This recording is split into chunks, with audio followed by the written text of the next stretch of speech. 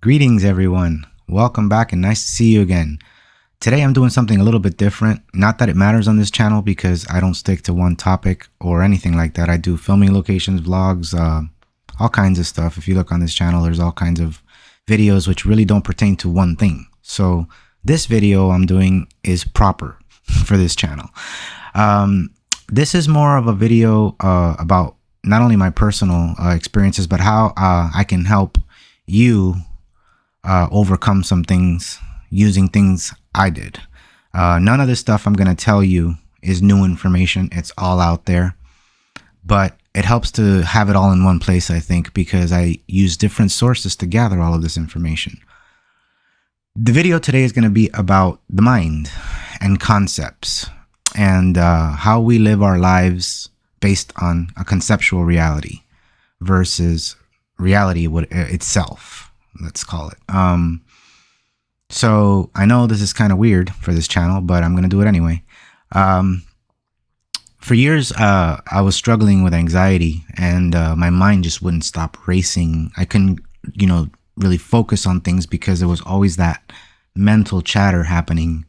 And not that I've overcome it completely. It's still there, but now I have a different way of dealing with it, which helps me just get through everything and do my best at everything, really. I don't know if you guys know this, but on my channel, you can find that I'm a guitar player and I play in a band.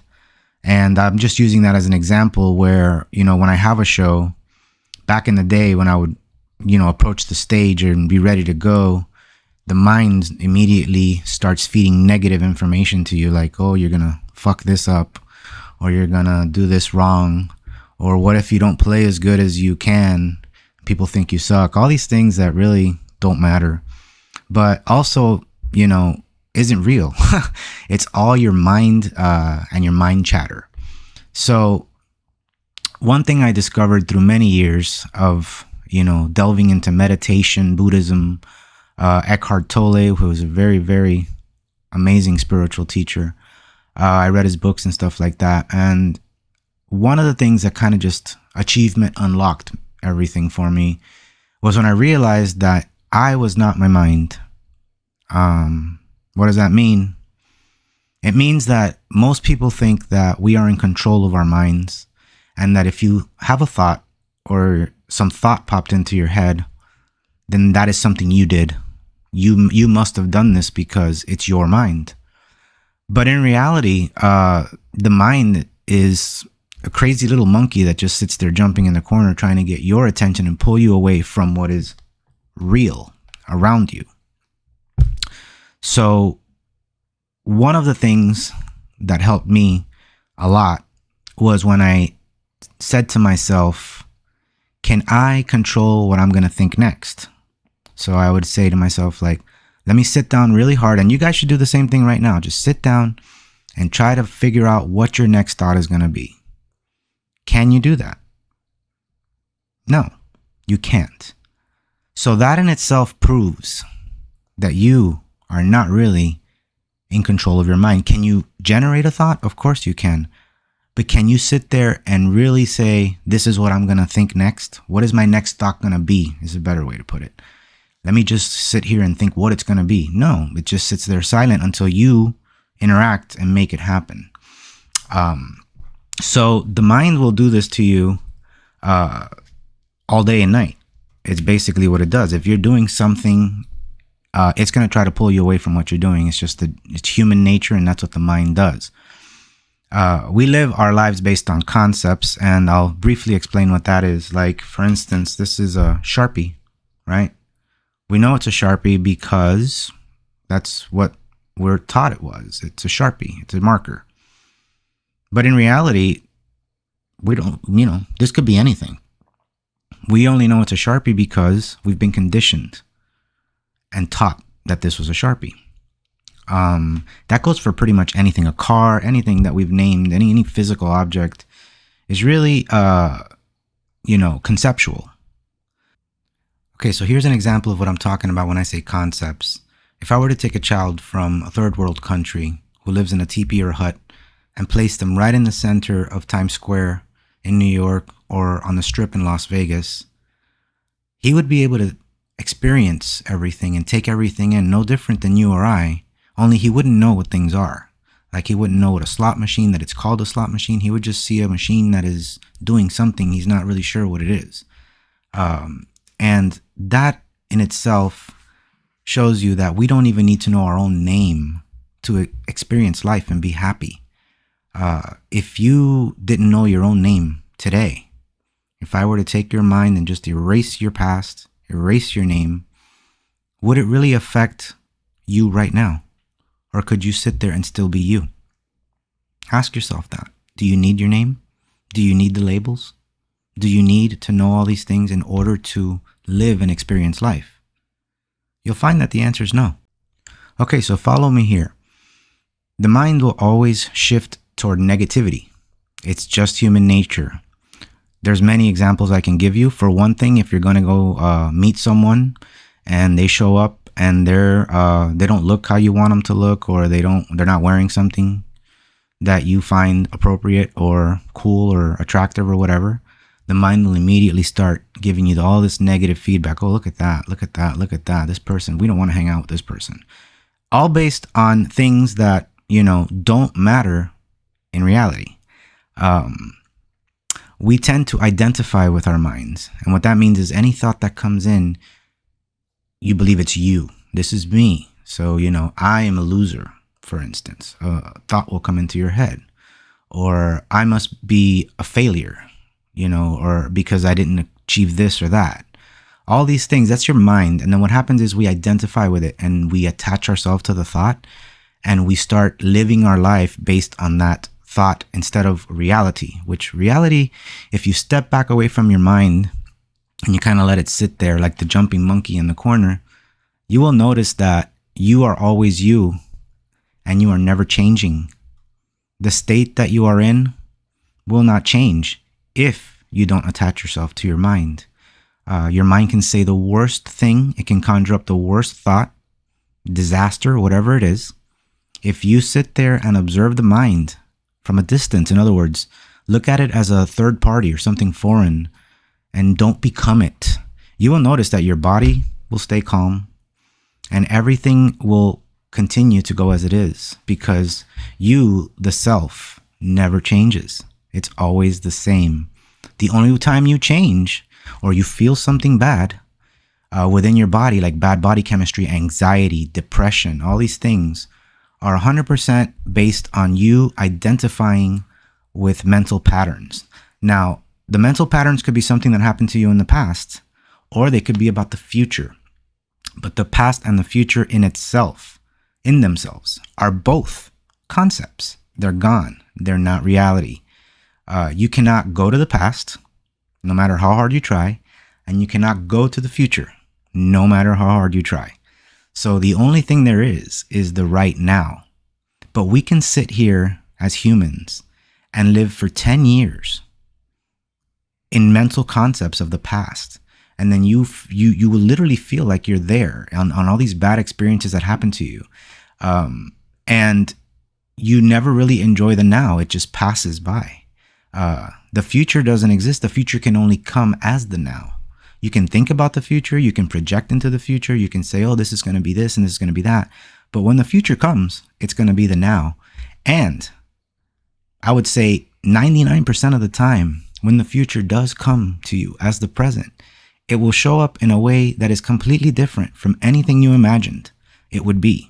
You are having all these visualizations, and this is going to go like this, and this is going to go like this, and this is going to be this way, and this is going to be that way. And then when it comes, it's like completely different. Like you're going to, you're going to a concert and you're imagining what the arena is going to look like or something like that. And then you get there and it's just completely different from what you had in your head. You still enjoy it, of course, but you spent all this time before the concert trying to be in the concert without actually being there. And then when you get there, you find out that you're somewhere else, not where you thought you were going to be. So that's just a good example as to how you can realize that you should definitely separate yourself from your thoughts and your mind as much as you can. There's an intellectual part of us that can engage our mind to solve problems. I'm not saying don't solve problems, don't react to things when you can do something about it. But 9 times out of 10, you'll be sitting there doing something and your mind's going to try different things to pull you out of what you're trying to accomplish. It's going to try to take you somewhere else because it's bored and it wants your attention. It's like the monkey in the corner. It's like, oh, I'm going to try this. This didn't work. Let me do backflips now. Let me do forward flips. Let me do something so I can get the attention away from what you're doing and into me. That is what the mind wants. The mind enjoys negativity and suffering. And unfortunately, a lot of people go down with the sinking ship. They attach themselves to it. They believe it's them. And it basically ruins your life. So another good example before I get into anything else is if you're in a movie theater, I like to use these. I'll use two quick examples. If you're in a movie theater and the movie's playing, the screen does not care what movie's playing. It could be a horrible, documentary about genocide, or it could be, a children's movie. The screen is unaffected by what is on it. Another good example, you can be watching a bunch of cars going by and you're completely unaffected by it. You're just watching and looking at them, and you may jump in a car. When you jump in the car, you're no longer separate from the car. So why am I saying this? Thoughts are the same exact thing. When you have these thoughts, when thoughts pop into your head, you need to consciously separate yourself from the thought and look at it as a foreign object. You are the movie screen. You don't care what the mind projects to you. You don't care. Stop caring what your mind brings because it's not real. You are the observer of the cars going by. Once you get in the car, okay, now you're going for the ride. That's the same thing that happens when you jump into a thought. Once you're attached to the thought, you're going for the ride, good or bad. And unfortunately, it's usually bad. Okay, so I want to keep this video somewhat brief. I don't want to bore you guys. So how do you go about doing all of this stuff? Because it's so much easier said than done, and I know this. It takes a lot of training, I'm not going to lie to you, and it's not going to happen overnight. But the starting point is meditation. When you meditate, your job is to sit there and observe your mind. Most people think it's, focus on your breath. Let's try to silence the mind. Let's try to make it go away. Let's try to make it shut up. That is really not going to help you. What you have to do is be non-judgmental with your thoughts. So the way you do this is you sit down 10, 20 minutes in the morning and in the evening, preferably, and you put your focus on your breath, and then you basically let your mind go. Let it sit there. Don't try to stop it. Let everything that's going to come arise into your consciousness. And your job is just to sit there, breathe, and observe it without judgment, good or bad. Doesn't matter what it is. You look at it just as if you're watching a TV show. When your thoughts come during your meditation, you don't try to be like, there, I'm thinking. And you go back to no. What you do is you sit there in your consciousness and you observe it. And you don't judge it. You just let it be. And you will notice that doing this, even for just a few weeks, exactly what I'm telling you, you will notice that when your mind tries to catch you during your day, it will not be able to, because now you are a separate entity. You are not your mind. And you already know this. And the way you know this is because you've trained yourself. It's just like when you go to the gym first day, you're having a really hard time lifting those weights. But after 2 months, you're like, this is easy. I got to put more weight on this. It's no different. You train every single day, a couple times a day. And the training is simply you disassociating and disidentifying with your mind. Separate yourself from your random thoughts and your random mind activity. Realize that they are not helping you. They're not helping you achieve anything. None of these random thoughts that pop in your head every day help you achieve anything. Okay? When you actually engage your mind for critical thinking, that's a different story. I'm talking about the nonsense mind chatter that arises daily for us. So again, you sit down 10, 15 minutes, 20 minutes. Initially start small. You're going to notice when you sit down, within 30 seconds, your mind's going to start going off. You start focusing on your breath. You try to be silent. Immediately, your mind's going to try to pull you away from that. It's like, okay, what are we doing? Why are we sitting here looking at we need to do something else. This isn't accomplishing anything. And that's what it's going to do.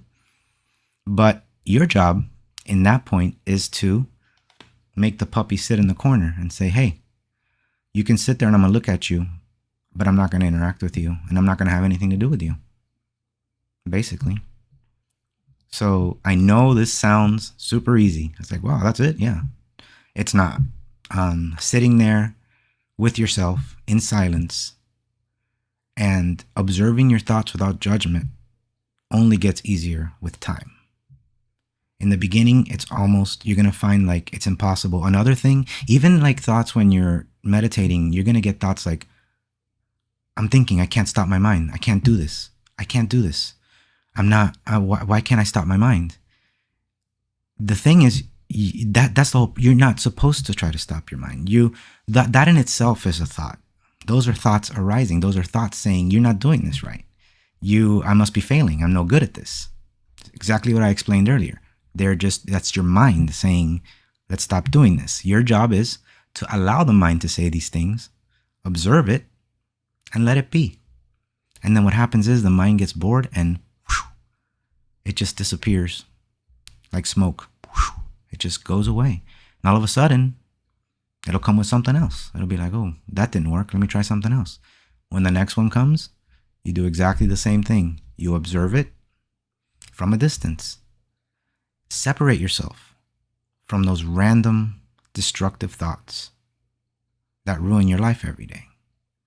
You cannot do this without sitting down in silence. No matter how hard you try, it's not going to happen. You can't, because what happens is you will not realize that you are caught in mind activity without the practice of sitting down and observing the mind.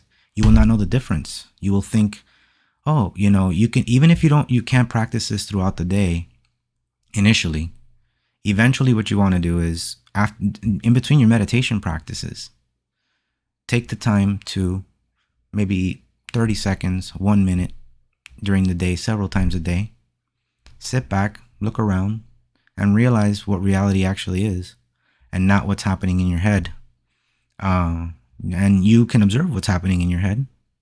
Observe the mind. You are the observer. You are the awareness. And I know you guys have heard that word before. Awareness is everything. I think it's the first time I've said it in this video, but awareness is what you are. You are always aware and you are never changing. You are never changing.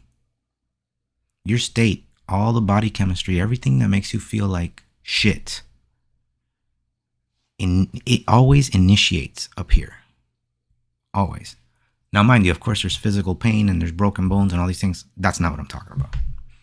I am simply talking about the people that sit there shaking in misery, depressed, in a room where actually nothing's going on.